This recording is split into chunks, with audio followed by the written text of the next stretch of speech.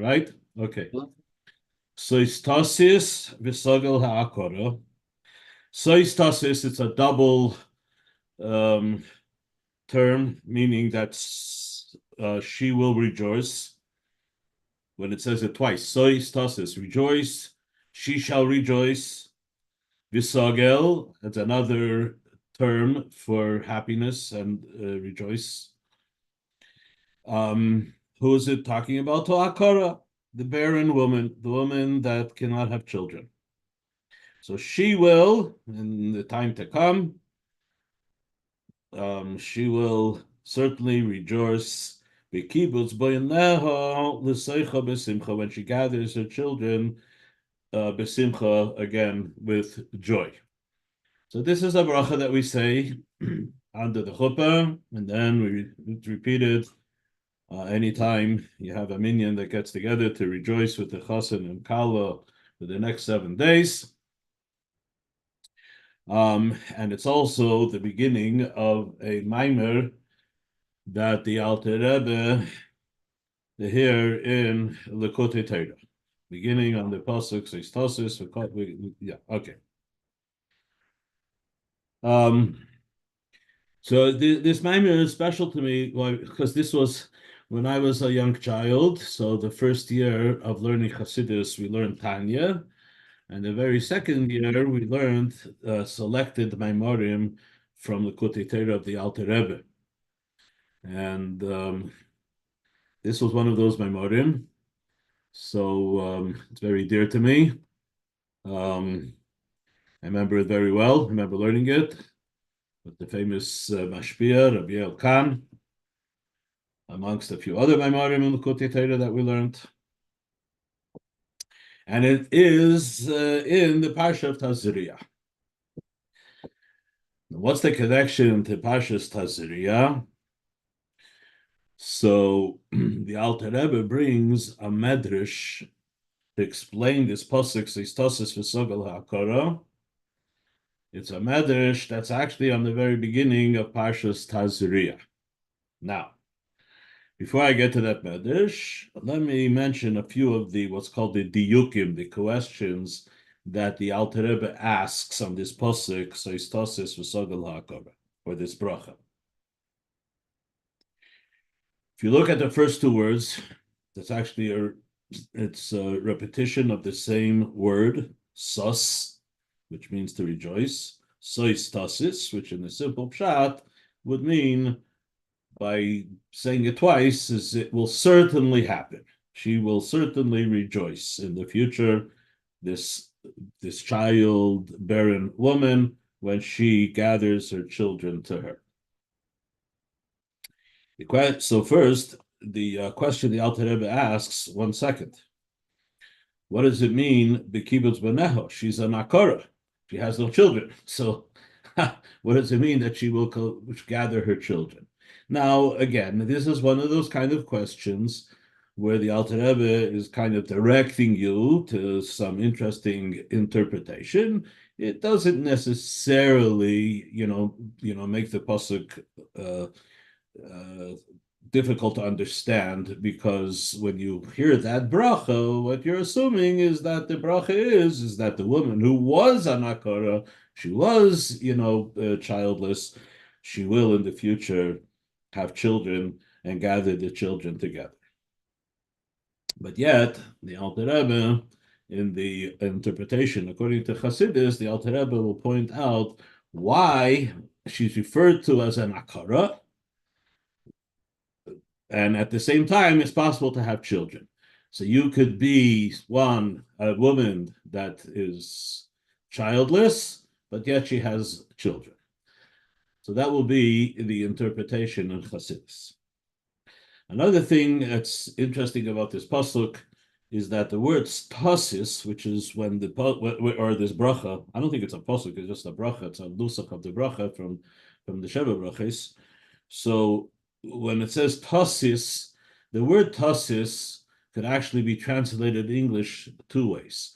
Now, the way Hebrew works, the way Lashon HaKodesh works, is basically that every word begins with what's called the shoresh, the base word, and it's usually 3 letters. Some that say that it's actually could even be just 2 letters, or it's 2 letters and there's a silent letter that you don't see. But in any case, so here the base would be sus or sus sin, sin nun. And the way it works in Lashon HaKodesh, in Hebrew, is that you could take any word, whether it's a noun or whether it's a verb, by adding a letter before or a letter after, you change the word. Now, I forget all the words in grammar or phonics, as we used to call it many years ago. But whatever that word is, the phonics, the way it works is that the letters will actually change whether you're talking about something that will happen, something that did happen. Is it the feminine? Is it masculine? And so on and so forth. So it happens to be that one letter and then added to a word, and then the word is actually pronounced the exact same way both ways, is tough before a word. And here we have the word sus with a tough, with this tasis. So tasis could either mean future, she will, or tasis, she did. Okay? So that will come up later in the interpretation of the Alter Rebbe. To explain this pasuk, the Alter Rebbe quotes a medrash that I just mentioned from Parshas Tazria on the very beginning. So the beginning of Parshas Tazria, we read, Isha ki Tazria. A woman, if she should have a child, she shall bear seed, have a child. V'yolda zachar, and she gives birth to a boy, to a male, and then the halacha is as follows. Then the pasuk goes on to tell us what the halacha would be. It changes if she gives birth to a female, to a girl. Okay, so that's just the simple halacha. You know, the pasuk is telling us it only applies to Tuma, her state of purity, and the laws, that follow childbirth with regard to her state of purity or impurity. Okay. The Medrash looks at this pasuk, and the Medrash makes a biological statement, a very interesting biological statement. We know, of course, in order for a woman to bear a child, it takes a husband and a wife, a man and a woman. When they come together, and they then produce a child. Now, each contributes to the child that's born. A man cannot give birth without a woman cannot give birth without a man. Notwithstanding whatever is going on in the crazy world today, but we will not go there. But that seems to be the basic common sense. So I'm going to stick with it. So a man and a woman, it takes a man and a woman, and each contribute. Okay. So the very interesting biological observation, the Medrash says, based on this pasuk, Isha ki Tazria, the pasuk begins first by mentioning the woman who she provides the seed, the older zocher, and then she gives birth to a male. Says the Medrash that it depends who provides the seed first. If the woman provides the seed first, then followed by the man, then the child will be a male. If it's in reverse, if the male provides the seed first and then the woman, then it will result in the birth of a female.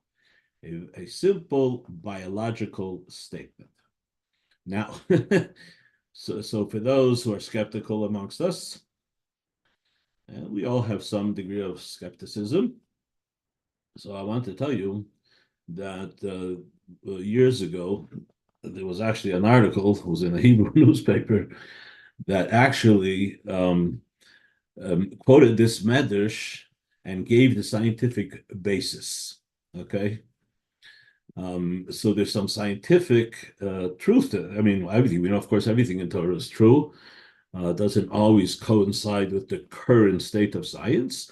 And in this particular article, the author was making the point that although this medrash has been recorded for many, many years, hundreds and hundreds of years, but it can actually be substantiated scientifically, biologically as well. Okay. Now the Alter Rebbe quotes also from science. The Alter Rebbe says the reason why it works this way, where depending on who provides the seed first, that will determine what the child will be. Says the Alter Rebbe that according to the philosophim, it's a technical thing. Now, when he says philosophim, by the way, philosophim is scientists. That's the way scientists used to be. Well, philosophy was the beginning of science. Today, they separate into two separate fields. There's science, there's philosophy. They don't always agree with each other, but originally, the original scientists were the philosophers.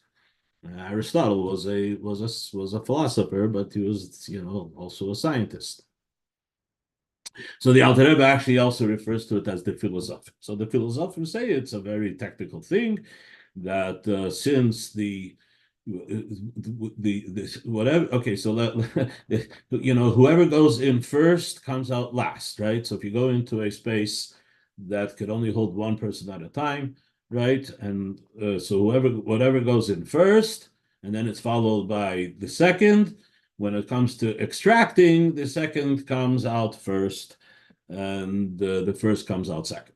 Okay, so that's just a simple, says just a physical phenomenon. Okay, so the Alter Rebbe quotes from the scientists that the reason why, if the woman's seed is first, followed by the man, so then what it produces, what comes out is will be a male, because that's what came in second, what came from the man. Okay.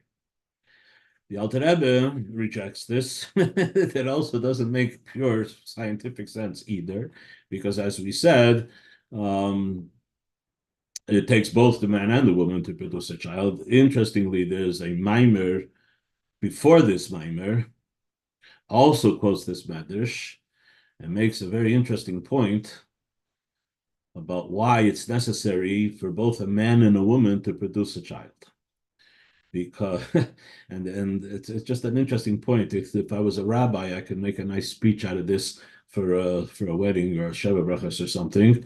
But the point is that a man represents chesed, a woman represents gevura, and chesed alone and gevura alone doesn't work.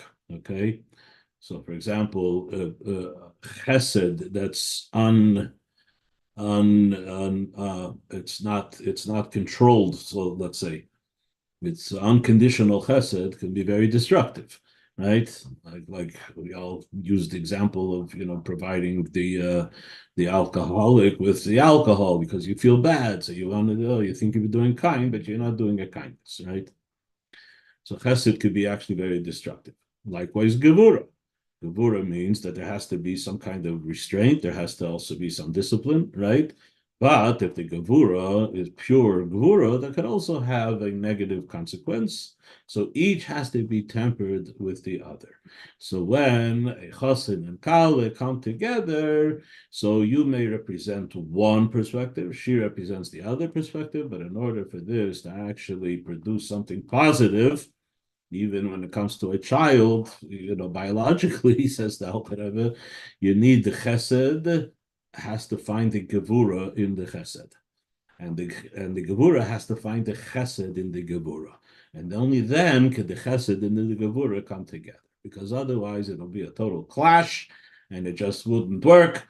And that's the interesting lesson that could be learned from the biological phenomenon of birth, where you have to have both from two different perspectives, which on its own perhaps are extremes, but in order for something productive to result, there needs to be the tempering of each so that they meet in a place where they can coexist.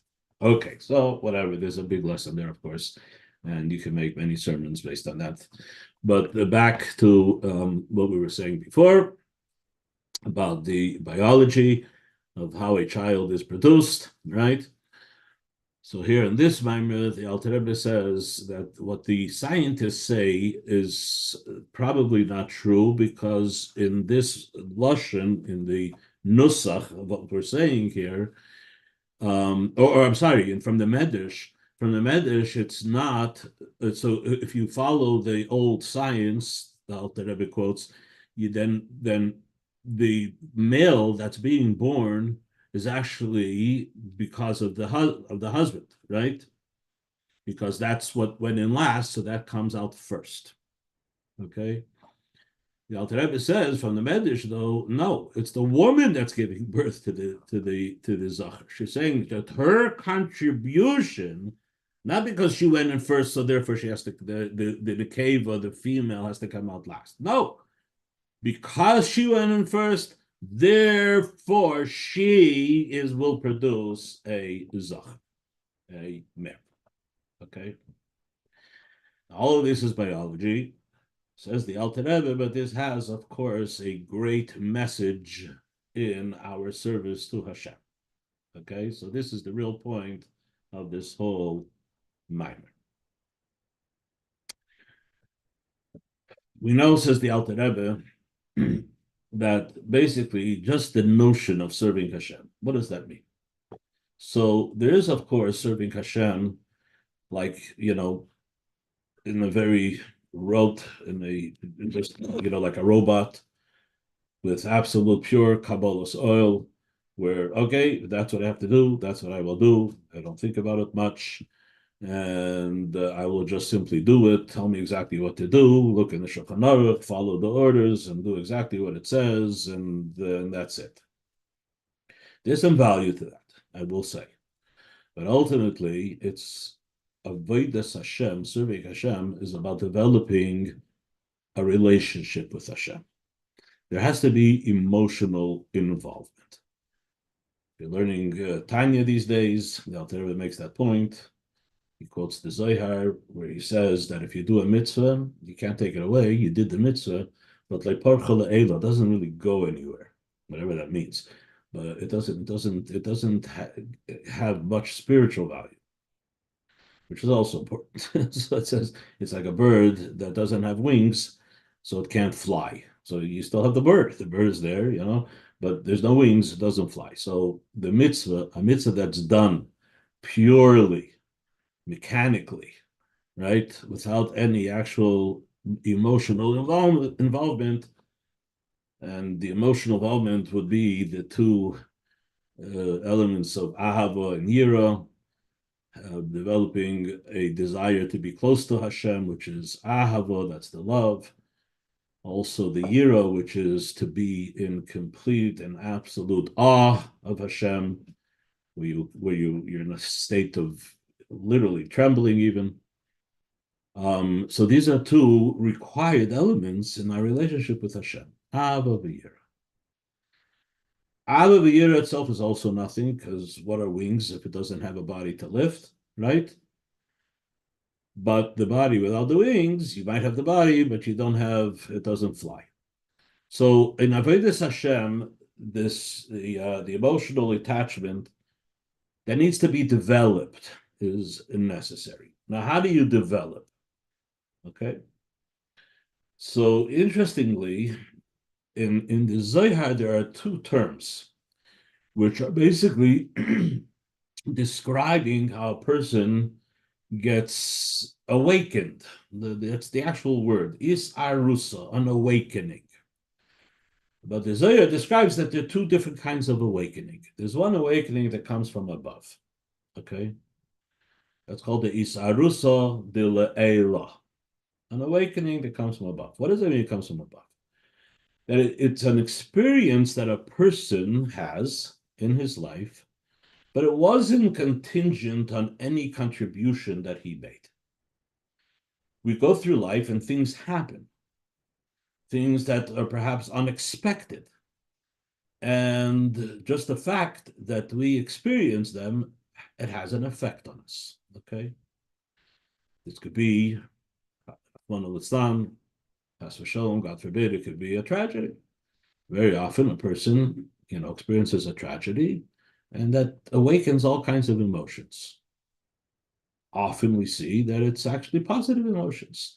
There are people, who somehow drifted totally away from the Yiddishkeit, and then a parent, let's say, that they were very close with passes away, or maybe even a grandparent, right? And all of a sudden, the experience of that loss awakens a kind of a yearning, right? And this is something that we observe. It's something, it's a common thing that the people will then, start coming to shul, or they start, doing things. They remember how Zaidi and Bubby Seder, we haven't had a Seder. Maybe now it's time to make a Seder, things like that. So you're awakened by a circumstance that happens outside of your direct control. Okay? This is called an Isarusa de Le'ela. It's coming from Hashem. Everything comes from Hashem, Shochet, and you had that experience, and you can now, actually latch onto that experience and develop it into something positive. Okay? Being that it comes from Hashem, by the way, it's also very powerful. It can be very, very powerful. So sometimes we just, with this, let's use a better example than a tragedy, but say a person witnesses a miracle that happens to him in his life, right? Something that seemed to be like so unexpected and so supernatural, right? And again, that he has a deep awakening. I mean, just listening to the stories of after October 7th, we have, countless different, incidents where the something, person, well, there was a tragedy there, but there was also many miracles that happened, and we see people literally being awakened in their Yiddishkeit. The other kind of Isaruso that's mentioned in the Zohar is the Isaruso de Lisato. It comes from below. What does it mean it comes from below?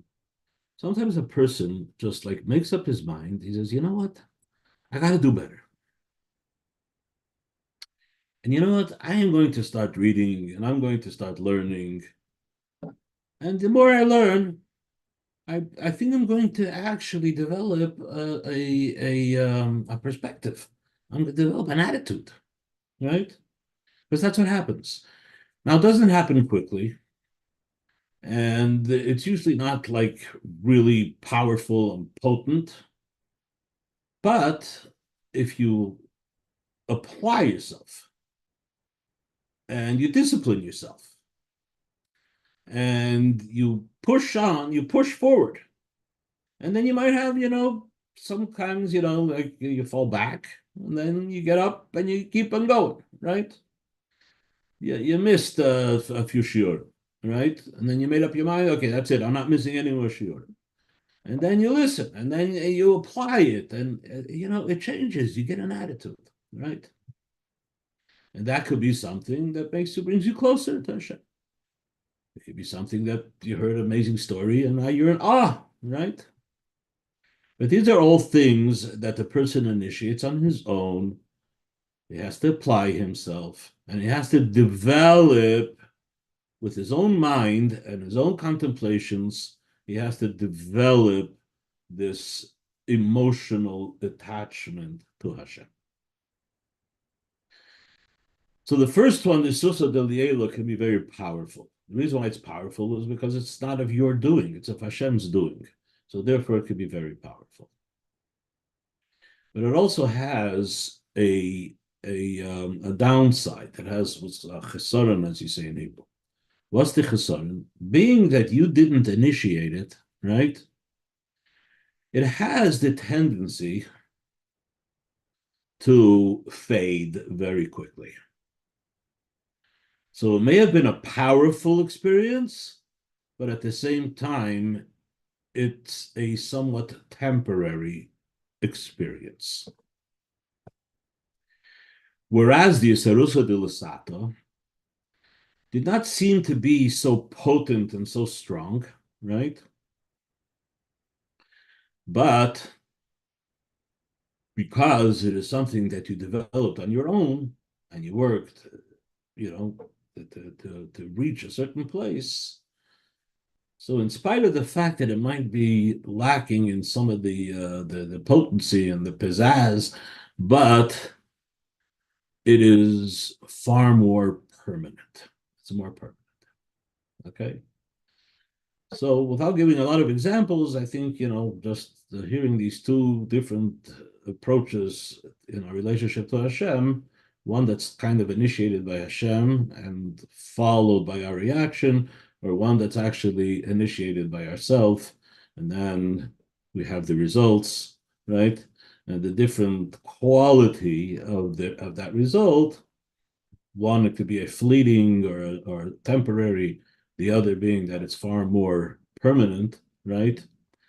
But these are things that I think, without giving a lot of different examples, I think this is something that we can all relate to and understand. Okay. Back to the Medrash. This is the Alter Rebbe. This is what we can learn from this Medrash. It says, Ish v'isha, as we know, is a metaphor for the relationship between Hashem and Knesset Yisrael. So Hashem is like the Baal, he's like the husband. The Knesset Yisrael, we are like the wife. Okay? He is the masculine, we are the feminine. He is the mashpia, we are the mekabel. He's the giver, we receive. The mimer that I heard the Chassan say yesterday is that there's no such thing as a pure giver-receiver because the receiver actually gives back to the giver, but that's a different story. But in any case, so says the Alter Rebbe, if Isha mizras tchila, if let's say the woman, she's the first to give the seed, right? What does that mean? It means that's a sarusa de wasato. We're talking about the Hisayrus, an awakening, developing emotional attachment with Hashem based on the hard work of applying yourself, right? And learning and studying and so on and so forth. And guess what? You led this zachar. The product is going to be something which we can call masculine. And forgive me for saying this, but masculine also represents strength. Okay?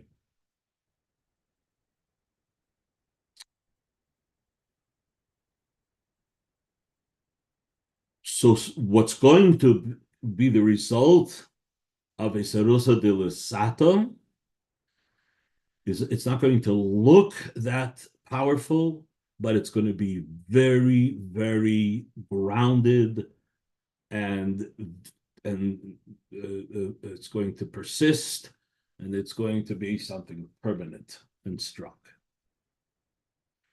What happens when it goes the other way around? First, it's Ish Masiriyat Chila. First, who initiated the relationship? Hashem. He brought you to a place where you totally, not to your own credit at all, you merited to an amazing and a powerful experience. Very, very strong. What, however, results? A nekeva. Something that is vulnerable. I'm not going to say weak, I guess, that because that has maybe a negative connotation. People don't like hearing that. Okay. Yeah. But just to mention the current events. So there's this whole big controversy about the trans woman or whatever, a man who decides he's a woman and then playing sports with a woman, and it's like all of the data is showing that, you know what, this is not fair. You know what I mean? You can call yourself a woman, you identify as a woman, but the data shows that you have an overwhelming advantage in sports. Okay. So that's just a fact of life. Okay. So when I say, I don't want to say that the feminine represents the weak, chas v'shalom, they're very strong in other things, but somewhat more vulnerable. Okay. So even though the initial, what started the process what brought the person closer to Hashem was very powerful, but the result is going to be more feminine. It's going to be vulnerable. It's going to be subject to fading and over time, kind of like, just disappearing. That, says the Alter Rebbe, is the message behind this medrash. Okay, so a medrash that's referencing something biological, right? And discussed in the old philosophers and the sciences, and as I mentioned from an article I read, also dealt with modern science and modern medicine, right? But the bottom line, the avodas Hashem, the message is that, you know what? If the Isha is first, meaning that we do the avodah with our own koyach, with our own energy and our own application, right? It's the Isha. It's that process. It's kind of like a feminine process, because it's not as powerful, because after all, there's only so much that we are capable as mortal beings, right? Even when it comes to Torah and mitzvahs and davening and feeling and so on and so forth, it's very limited because we are human beings. But at the same time, it's the Isha itself, it's that feminine process that actually results in a very, very permanent and strong result. Okay. So that takes care of that logistical, not that technical, what goes in first comes out last, right? Says the Alter Rebbe, no, that's not what the Medrash is saying. Well, actually, what went in first, which is the Isha, actually will now produce the Zach. Okay. Back to the Tasis Vesagel Haakarah. Says the Alter Rebbe, when you speak about this from the Avodah perspective, so when we say an Haakarah, we mean that it's childless. What does it mean, childless? He says, if they're only going to rely on the experiences that you may or may not have in your life, he said that you could end up just being childless. You'll be an Haakarah, right? Nothing will happen. You will not have actually produced anything. On the other hand, though, if you do take the initiative and you do apply yourself, then you will have children, right? Says the Alter Rebbe. So this is what the bracha and the Sheva brachas is saying. That here there's an Haakarah, right? Oh, well, let me go back a little bit. Let me just say one thing about this Rusa de Lasato. Lest you think, says the Alter Rebbe, that the Isarusa de Lasato, this is actually a very important point. If you think that the Isarusa de Lasato, right, well, and we discussed that it will produce something that's strong in the sense that it's more permanent, right?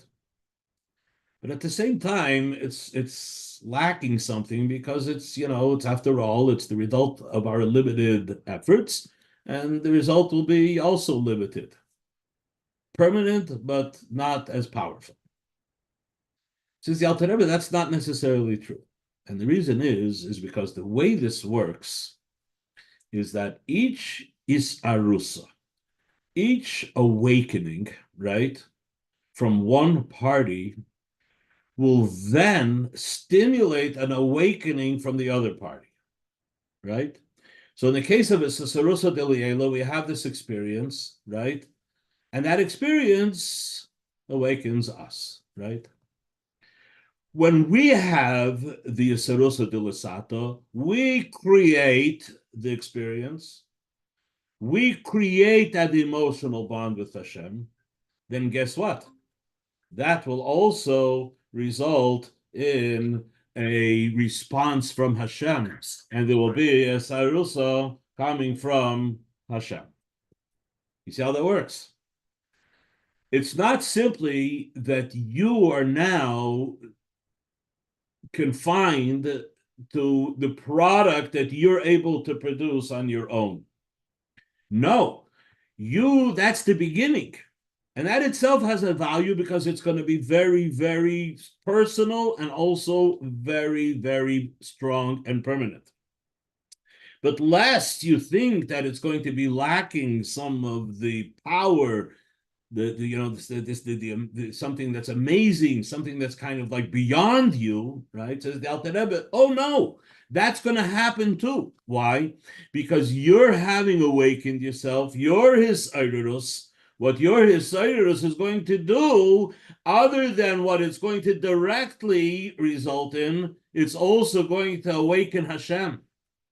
And when that awakens Hashem, now Hashem gets involved, and now it also has the element of that which is beyond you because it's coming from Hashem, and that has a more infinite result as well. Okay? That is a very, very important nikuda to bear in mind.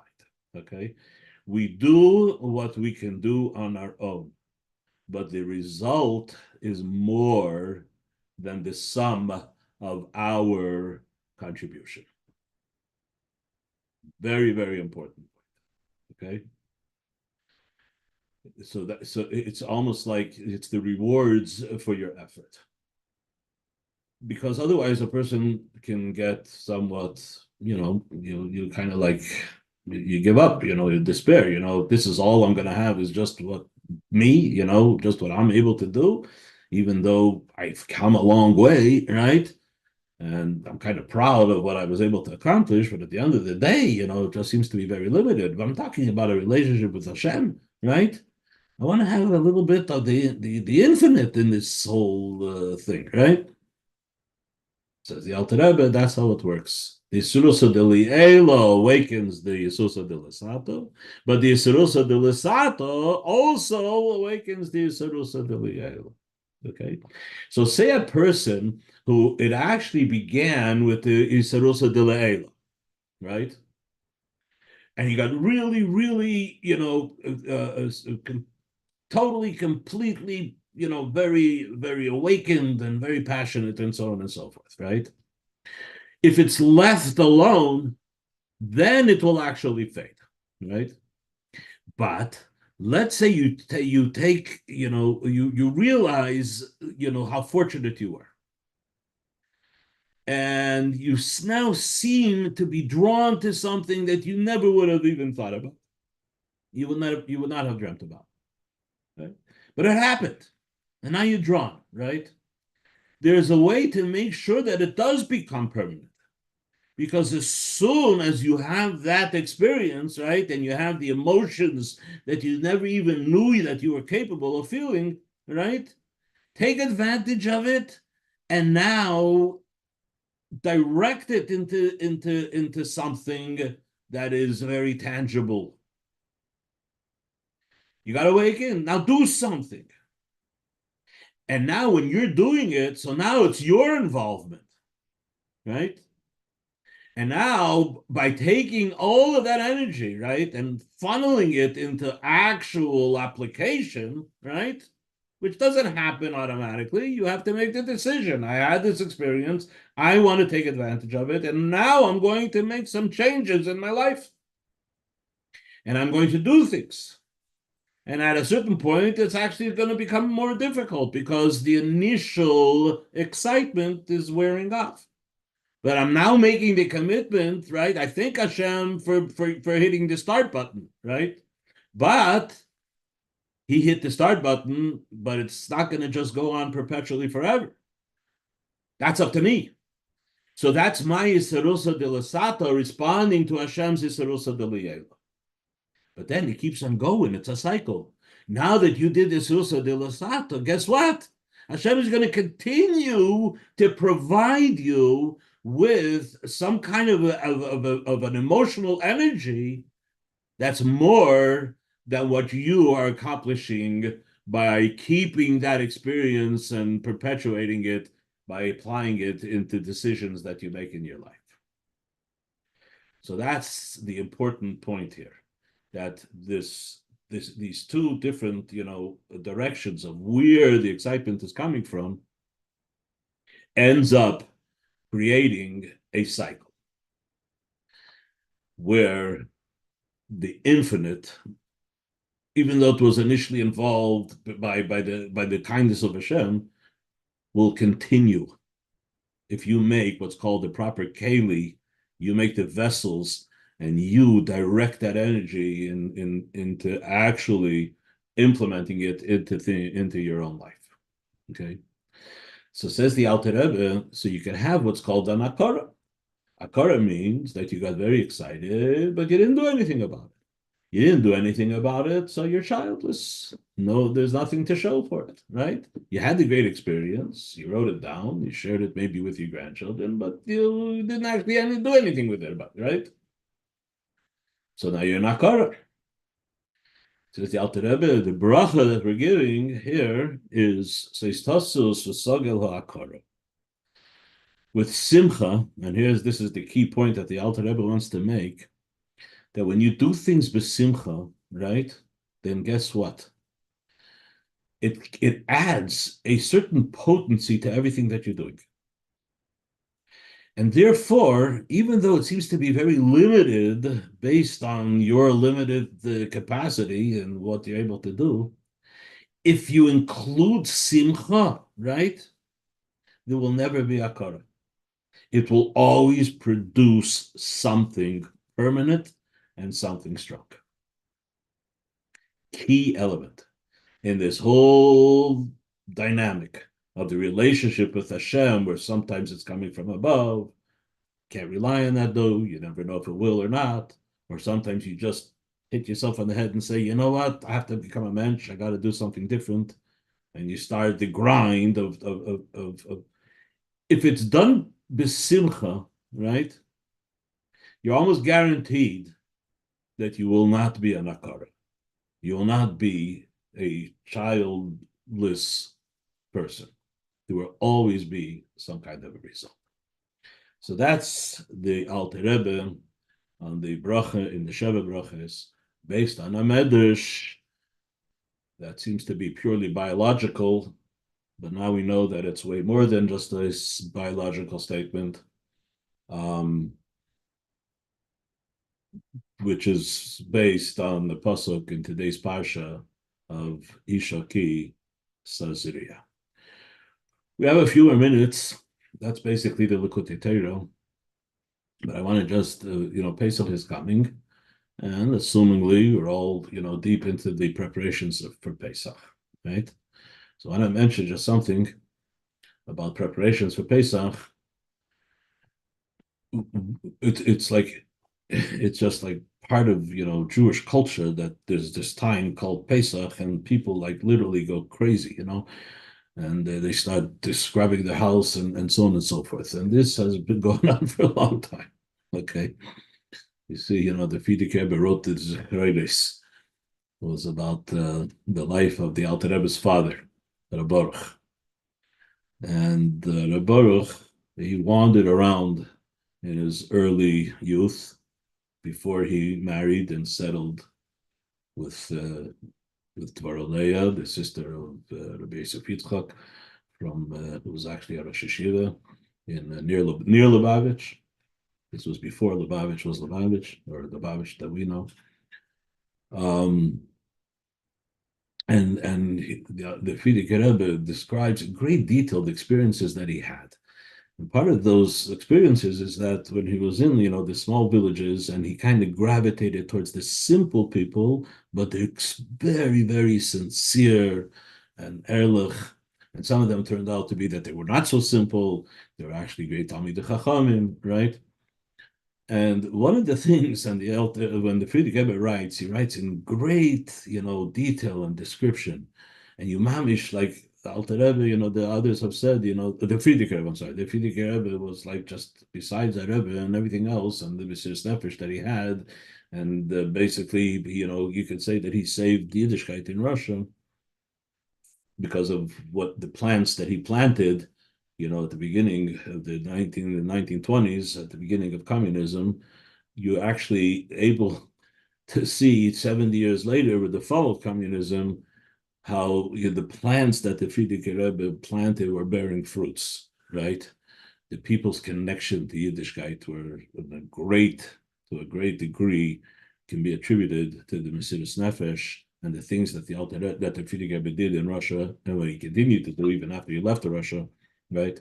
Anyway, the Friedrich Rebbe writes about Rav Baruch describing the preparations for Pesach in some village, right, where the person was I think a blacksmith or whatever, right? And it's just like, wow, this is going on for a long time. He took everything, came out of the house, and everything was scrubbed down, and then everything was brought back into the house, and just the way the Friedrich Rebbe describes it. So we're going crazy, literally, for Pesach, and not to mention all the stringencies, the chumras that people have, right? I grew up, and this is the way I also continue my life, is that on Pesach we don't eat any products, any manufactured products. Everything is raw and natural and so on. My wives have been down in the kitchen already. We have a Pesach kitchen, separate Pesach kitchen, right? She's already been cooking already all week, and everything is made from raw material. It's not 100% true, because we do buy wine. I don't make my own wine. We do buy matzah, and I don't make my own matzah. Other than that, salt also, I don't make salt. So that's three things, right? And I have to admit, I have to confess that we used to not buy oil. We would use just from the chicken fat called schmaltz. But some years, maybe 5 or 6 years ago, I actually was matir neder. I assembled a bezdin of 3 people, and I released myself from this chumrah. So now I allow my wife to use only very specific oil for paste. Anyway, I'm describing this because this is something well known. Now, when it comes to Pesach, people go to extremes that could actually be described as irrational to some degree, okay? But it's all right. Some people say that Pesach is the Yom Tov that was created for the people with OCD, right? And if you're not OCD, you become OCD for Pesach. Okay, so here you have like mamish extremes. So I just want to explain that these extremes that we're getting ready for now, and the couple of weeks before Pesach, this notion that it's a culture of extremes is really, it could be attributed to the Torah itself, okay? Because one of the mitzvahs of Pesach is, of course, that we're not allowed to have chametz, right? And the Torah itself treats chametz in a very unique way, in a way that it doesn't treat any other forbidden item, okay? So there are a lot of forbidden items, as we know. Of course, as Jews, we know there are things that we can't eat, and there are many and things we can't wear, shatnez and whatever. So there are forbidden items, okay? Of all the forbidden items, only 4 of them are not only forbidden. I'm talking about things that we eat, okay? That not only you cannot eat, you cannot have any benefit from them as well, okay? There's only 4.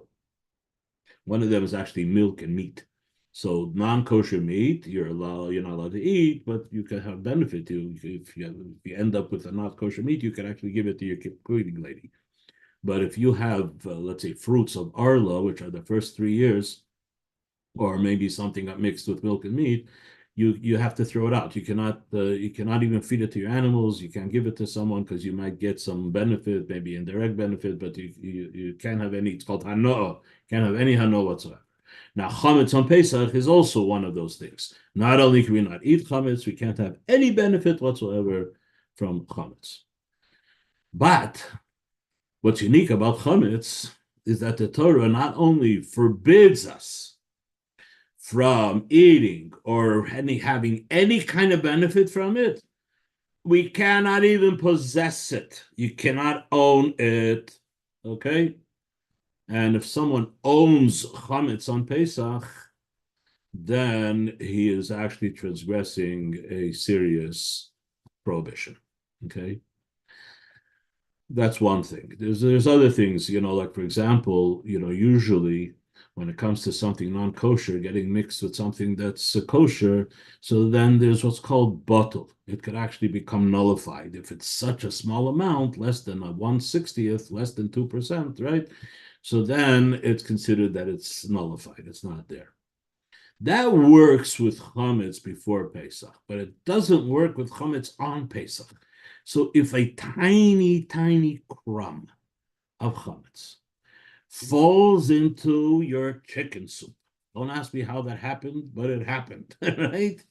On Pesach, that whole chicken soup cannot be used on Pesach. Crumb, one tiny crumb, okay? So it passes, it makes it called b'mashu, even a crumb, right? So these are the Torah laws, right? So we see that Hashem had something about chametz. He really, really didn't want chametz for the days of Pesach. It already starts even before Pesach because the Isser of chametz begins on Erev Pesach, right? So it's not just the Pesach. So, and that's why that explains the culture that we literally go to such extremes when it comes to Pesach. Now, I'll just mention one more thing. Extremes are actually frowned upon, right? Like for a person to take upon like chumras that are like don't actually even make sense, right?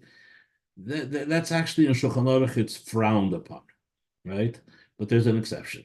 When it comes to Pesach, like I said, it's the Yom Tov for the OCDs. You get away with it. Nobody's going to blame you for your extreme behavior. Anyway, so get on with your Pesach preparations, and Emetz Hashem, I'll see you next week on Friday, and we'll talk about the avoda element of chametz and why it seems to be the thing that Hashem has absolutely no tolerance for whatsoever. Okay, so good Shabbos, everyone. Good Good Shabbos, Shabbos, Rabbi. and thank you. Shabbos, good Shabbos. Thank you. Okay, I'm just going to end over here.